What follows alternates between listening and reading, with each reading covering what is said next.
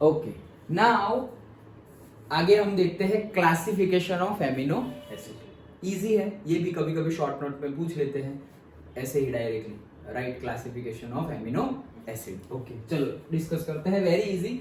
Amino acids are classified as acidic, basic और neutral depending upon the relative number of the amino और carboxylic group in their molecule. एकदम simple. क्या हमारा क्या है, alpha amino acid की long chain थी, तो अगर एक कार्बोक्सिलिक एसिड है, क्या है, कार्बोक्सिलिक एसिड एक ही है और से एमिनो ग्रुप ज्यादा जुड़े हुए हैं, सपोज 2 जुड़े हुए हैं, एक H था ना ऊपर, ओके वो H जुड़ के वहां पर भी NH2 जुड़ा हुआ है, जैसे हम एमाइन बोलते थे तो सेकेंडरी एमाइन, डन।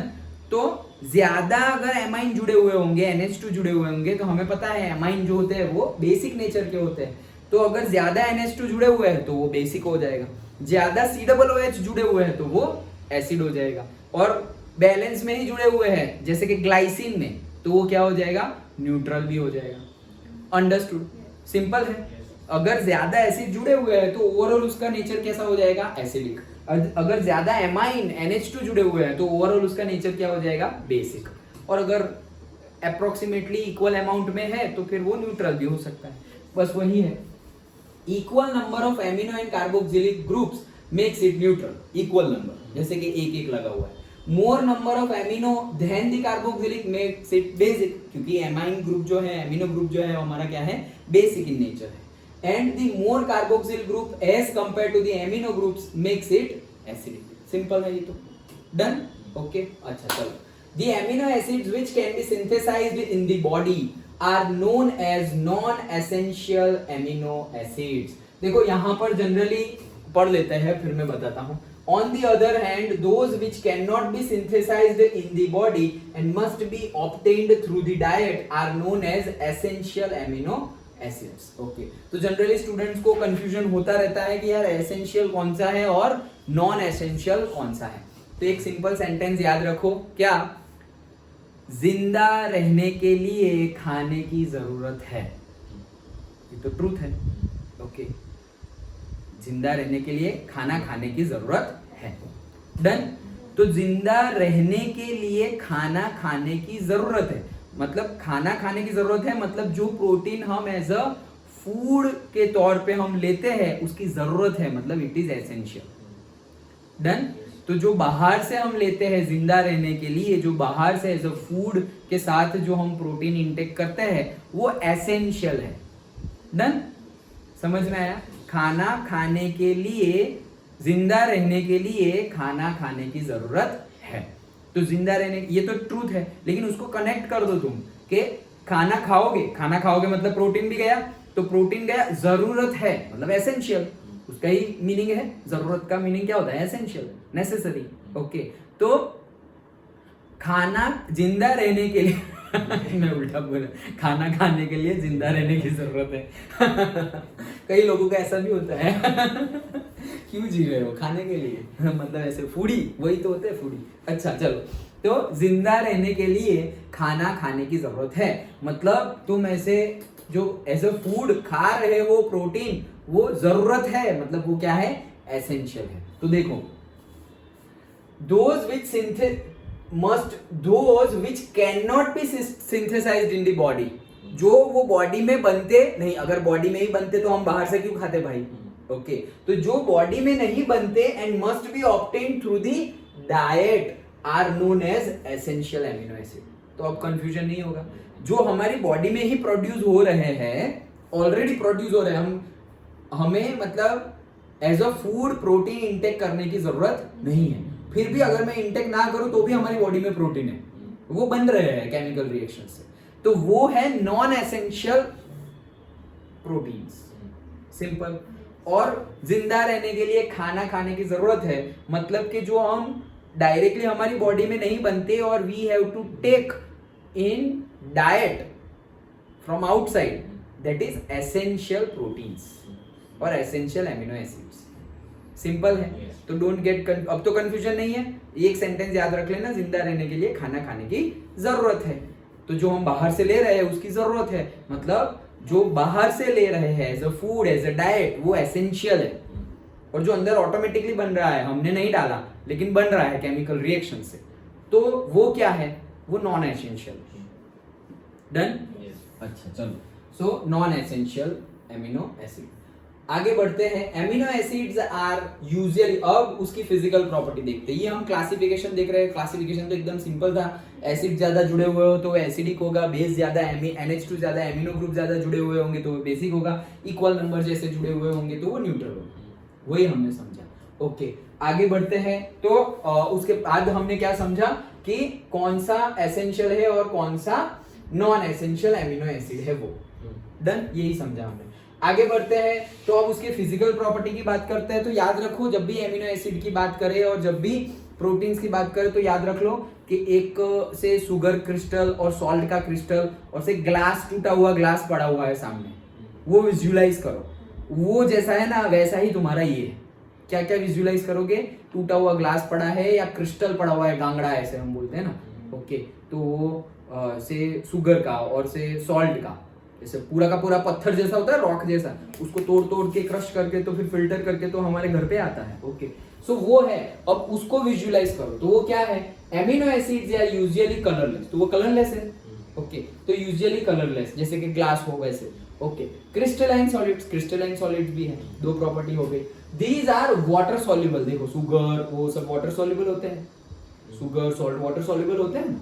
ओके, तो वो वाटर सॉल्युबल है। हाई मेल्टिंग सॉलिड्स, भाई वो तो क्या है, सॉलिड फॉर्म में है, जैसे क्रिस्टलाइन सॉलिड्स है तो उसको हाई टेम्परेचर चाहिए तब जाके वो मेल्ट होंगे।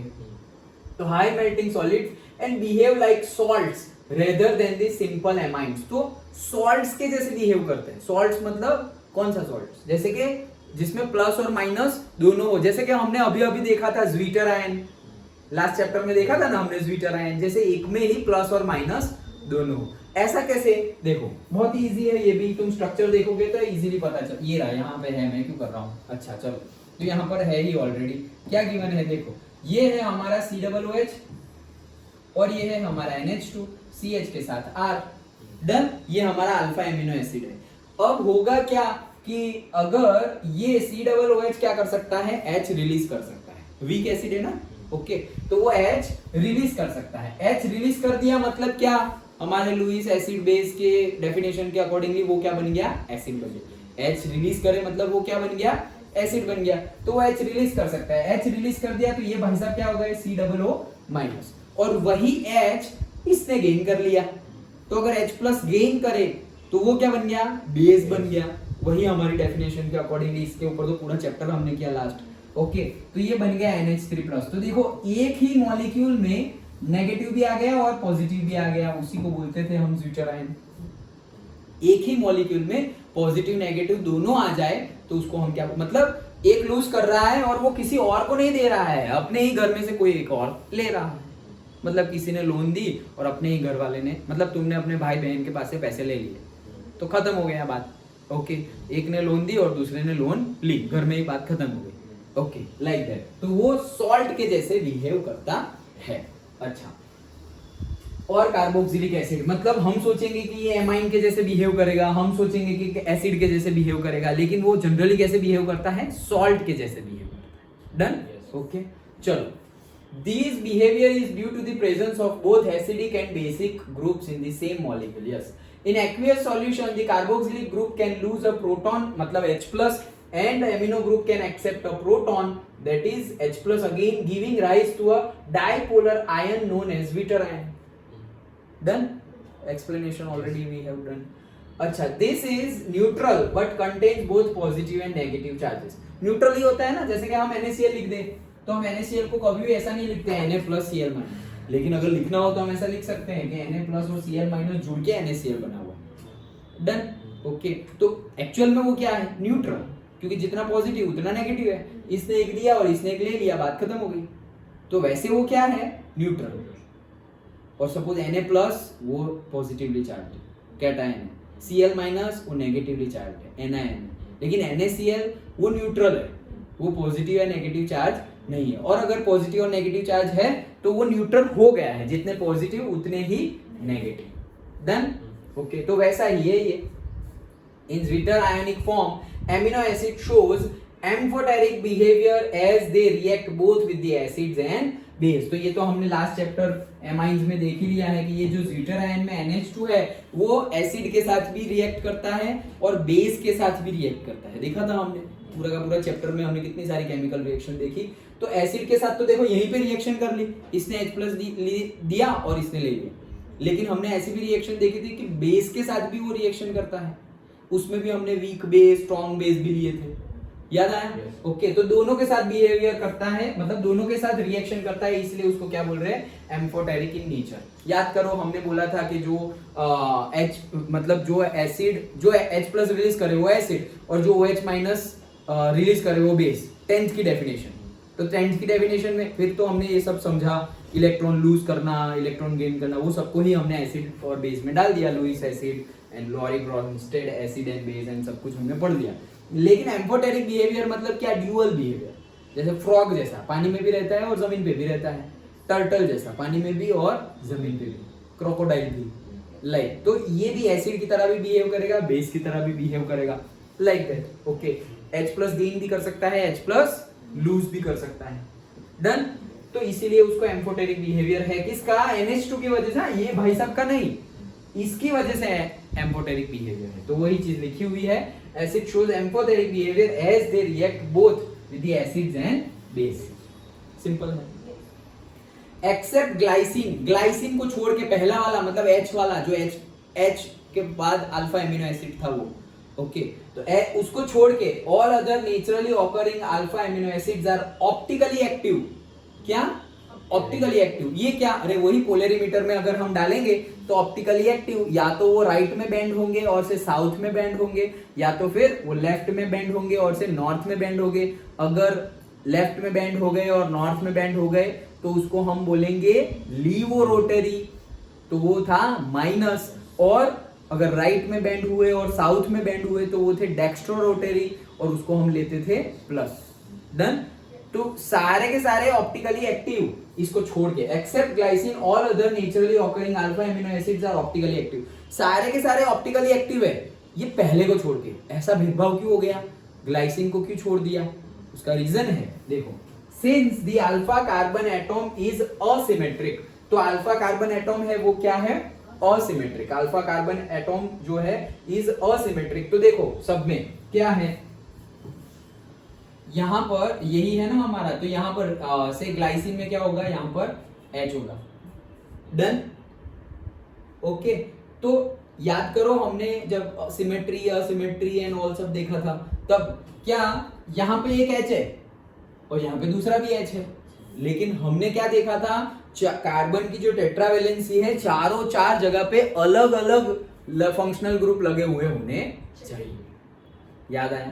ओके, तो दैट इज द रीजन। अगर यहां पर तुम्हारा सपोज CH3 लग गया, देखो यहां पर अगर CH3 लग गया और ये H को मैंने यहां लगा दिया, तो देखो चारों चार अलग है, अलग हो गए। अभी तुम CH3 ना लगा के कुछ और लगा दो, CH2 CH3 लगा दो, तो भी चारों चार अलग है, डन। तो वो सारे के सारे ऑप्टिकली एक्टिव है, लेकिन हमारा जो ग्लाइसिन है उसमें 2 H आ गए हैं, okay.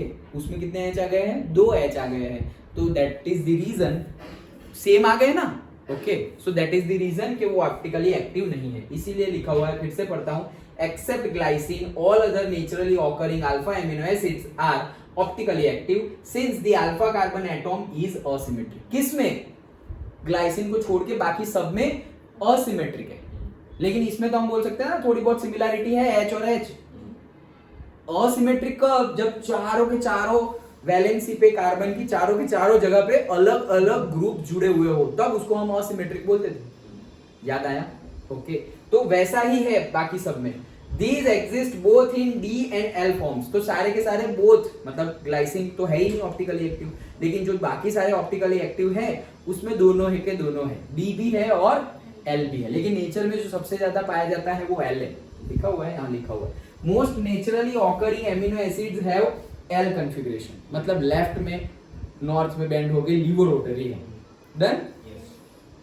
L amino acids are represented by writing the NH2 group on the left hand side। ये याद रखना, NH2 को L से कैसे डिनोट करेंगे? देखो हम जैसे लिखते थे अल्फा डी ग्लूकोज, वैसे लिखते थे ना हम, ओके, तो वहां पर हमने अल्फा डी ग्लूकोज, अल्फा और बीटा किसके लिए किया था कि अगर सपोज OH है, पहला वाला OH ग्लूकोज में जो अल्डिहाइड का OH है, वो अगर राइट हैंड साइड पे हो तो वो हमारा अल्फा था, और इधर H है, ये OH है और ये H है, तो वो क्या था, अल्फा एमिनो एसिड। और यहाँ पर OH है और यहाँ पर H है, तो वो ऐसे कर रहा हूँ देखो, तो यहाँ पर OH था और यहाँ पर H था, तो वो क्या था, अल्फा। और यहाँ पर OH हो गया और यहाँ पे H हो गया, तो वो क्या हो गया था, बीटा। तो H और OH की डेजिग्नेशन के अकॉर्डिंगली हमने वो किया था। और अल्फा डी ग्लूकोज, तो वहां पे वो डी क्या शो कर रहा था,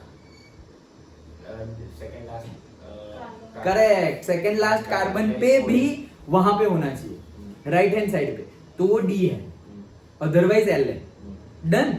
और उसके बाद हम साइन लिखते थे प्लस और माइनस, वहां पे आता था डेक्स्ट्रो और लीवो। डेक्स्ट्रो और लीवो के लिए प्लस और माइनस साइन है, और अगर तुम्हें अल्फाबेट लिखना है तो स्मॉल डी और स्मॉल एल लिखना है, क्योंकि कैपिटल डी और कैपिटल एल अगेन उसके लिए है, हमारा जो सेकंड लास्ट कार्बन था उसमें OH कहां जुड़ा हुआ है उसके लिए, याद आ गया। तो वैसे ही यहां पर जो NH2 जुड़ा हुआ है, वो NH2 कहां होगा, इधर, किधर, लेफ्ट हैंड साइड में। मतलब कि ये देखो, ये NH2 है, तो NH2 लेफ्ट हैंड साइड में होगा, इधर नहीं, इधर नहीं, इधर नहीं, लेफ्ट हैंड साइड में NH2 होगा। तो अगर मैं से ग्लाइसिन ही अगर हम ड्रॉ कर दे, तो ये हो गया हमारा क्या, NH2, और ये हो गया H, ये हो गया H, और ये हो गया C+H। डन। तो ये कौन सा ग्लाइसिन हो गया, L। डन। और C+OH को इधर ले लो और NH2 को इधर ले लो, तो वो क्या हो गया, D। डन।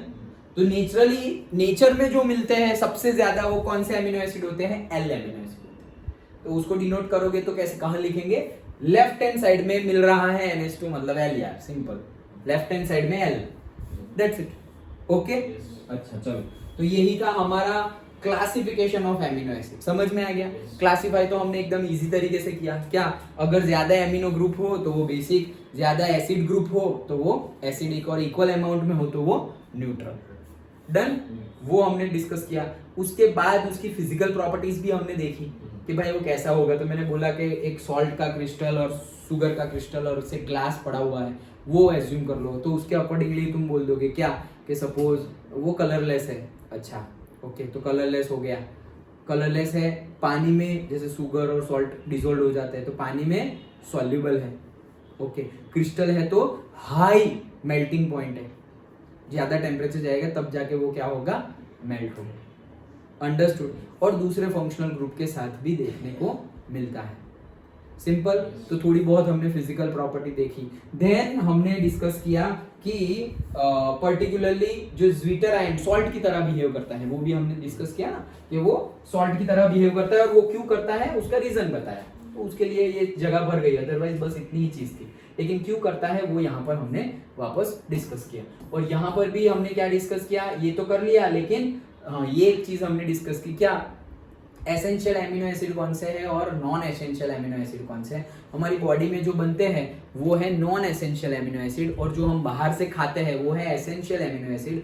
याद रखने के लिए, जिंदा रखने के लिए खाने की जरूरत है, तो जो खाने के तौर पे हम लेते हैं that is essential amino acids. Done. वो हमने देखा। और लास्टली अभी हमने देखा क्या, कि ग्लाइसिन को छोड़ के बाकी सभी के सभी एमिनो एसिड जो हैं वो ऑप्टिकली एक्टिव होते हैं। तो ये ग्लाइसिन को क्यों छोड़ दिया भाई, क्योंकि ग्लाइसिन में चारों के चारों अलग अलग ग्रुप जुड़े हुए नहीं है, ग्लाइसिन में 2 H ग्रुप जुड़े हुए हैं, इसलिए बाकी सब एमिनो एसिड में चारों के चारों कार्बन की चारों वैलेंसी में डिफरेंट डिफरेंट जुड़े हुए हैं, इसलिए वो ऑप्टिकली एक्टिव है। दोनों के दोनों देखने को मिलते हैं, डी डेक्स्ट्रो रोटरी भी देखने को मिलता है और से लीवो रोटरी भी देखने को मिलता है। डन। और जनरली कौन से होते हैं, ऑप्टिकली एक्टिव की बात चल रही थी, okay, except glycine, alpha carbon asymmetric, these exist both in D and L forms, okay. तो डीएलएन फॉर्म मतलब क्या, ये डीएलएन फॉर्म अभी जो हमने डिस्कस किया उसका है, लेकिन मैं क्या बोल रहा हूं, वो डेक्स्ट्रो भी देखने को मिलता है और लीवो भी देखने को मिलता है। और जनरली ये डी और एल फॉर्म में होते हैं। तो डी और एल फॉर्म में होते हैं, उसका मीनिंग क्या है, अगर NH2 group left hand side में हो तो एल, और NH2 group right hand side में हो तो डी, सिंपल। तो जनरली नेचर में कौन सा सबसे ज्यादा मिलता है, एल एमिनो एसिड। डन। तो ये पूरा हमने क्लासिफिकेशन समझा, सिंपल था, याद रह गया ना, ओके।